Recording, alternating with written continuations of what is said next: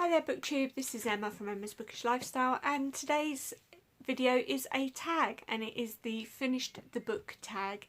This was originally created by Dane reads, and I've got my little piece of paper with my questions on it, so let's get started. Question 1. Do you keep a list of the books you have read? Yes, I do.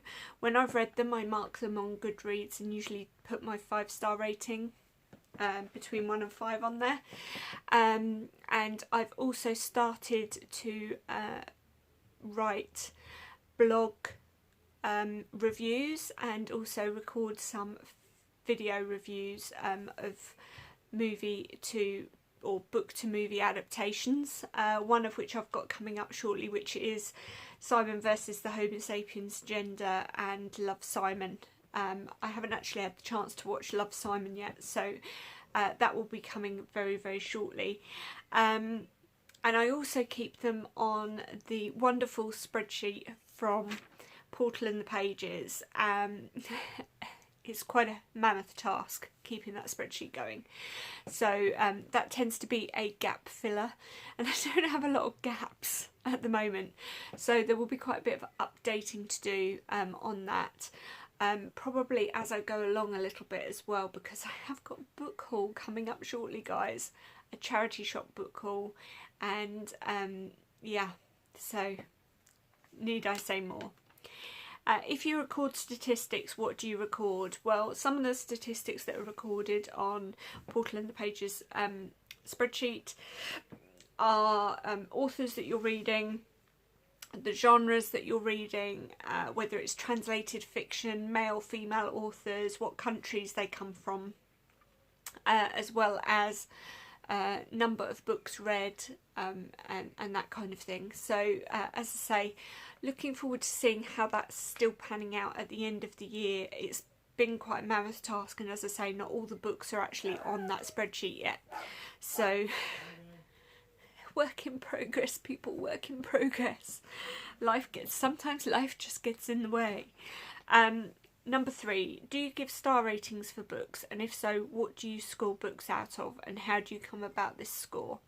Well, yes, I do score them 1 to 5 as per Goodreads, and I tend to score them based on a couple of different factors.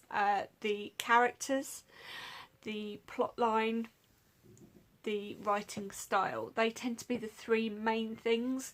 Pacing sometimes as well can be a contributory factor. If I feel that the pacing of a book is really not in keeping with the plot and the characters and is maybe a little bit slow, sometimes that means that I do knock a star or maybe more off. I am being more brutal in 2018 than I have ever been before with my star ratings, and I don't think I've read that many 5-star books this year.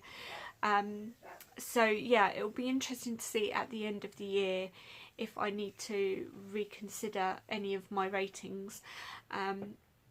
Question 4.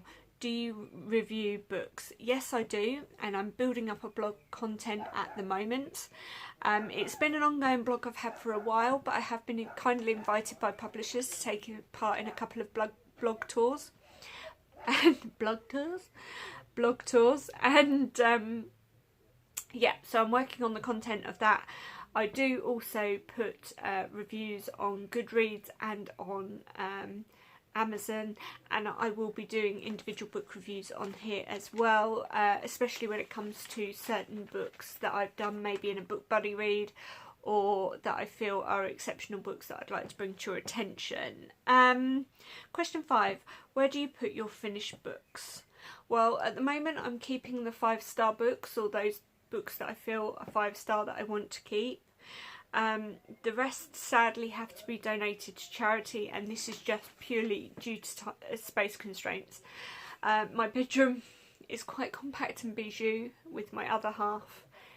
We're in a little 2-bedroom cottage, and so don't have a lot in the way of storage. I do have a big bookcase here, and I have a bookcase downstairs, but I'm constantly finding I have no space for books, and my bedside table and floor of my bedroom on my side of the bed always seems overwhelmed with books. So the next question is number 6. How do you pick your next book? Well, tends to be usually by mood, or if I've been kindly given an arc or a NetGalley of a book, I will try and do it as close as the publishing date as possible. I have been really, really bad with my NetGalleys. NetGalley is that rabbit hole that Alice falls down if she is a massive book reader. And being a massive book reader, I've fallen down that book hole. So what happened was I requested loads of NetGalleys. This started back in 2016, and now I've got a massive pile of galleys to read. This year I'm focusing on trying to read as many of them as I can by the deadline date. But this in and of itself is somewhat of a challenge because it can restrict you, and I do find sometimes it gives you a bit of a block. When it comes to reading, you get into like a reading freeze because you're like, I know I've got to read these books, but I really am not in the mood for them. I want to read X, Y or Z. So what I've actually started to do is to kind of plan out better my reading month, which I'm going to go into more detail in my July TBR. And so some of it will factor in published dates, some will factor in mood books, and I'm also going to have an element of flexibility in there as per Dave at Wild Read's brilliant idea to have a flex. So I'm going to have what I call a flex selection, a few books that I am hoping to pick up, but if I don't, I'm not going to be kicking myself too much about it. I will be happy to move those on to the next month. Also, something else which I'm going to be doing a new video on soon is I'm going to have a subscriber's choice. So what I'd like to do is pull out a couple of books from my TBR and once a month post them online here on a video and ask you guys what you think, what you would like me to be reading in the next month. This is probably not going to be starting until September. I've got two massive reading months in July and August. Lots of buddy reads, lots of great new books coming out that the publishers have kindly sent me, and I've got NetGalleys for. So feasibly that's not going to happen until September, but I'm hoping to post a video in August explaining to you guys and giving you guys the opportunity to upload your choice of what you would like to hear me read in September. So question 7, do you have any other rituals for when you finish a book? Update a tracker, film reviews, recommend to friends. Now I do recommend to friends if I feel it's necessary. A lot of my reading friends are booktubers, so we're often reading similar type books. We may not necessarily be reading them at the same time, but we might haul them, and if they haven't read them or I haven't seen them on their wrap up, then of course I will mention it to them. I do try really hard now to update my Goodreads reviews, and I am now trying to do blog reviews, primarily because you get a little bit more space and a little bit more freedom to be honest in your writing. And I tend to get in a bit of muck and fuddle and a little bit tongue-tied, as you can tell, when I'm recording videos. So I'm not always as succinct as I would like to be.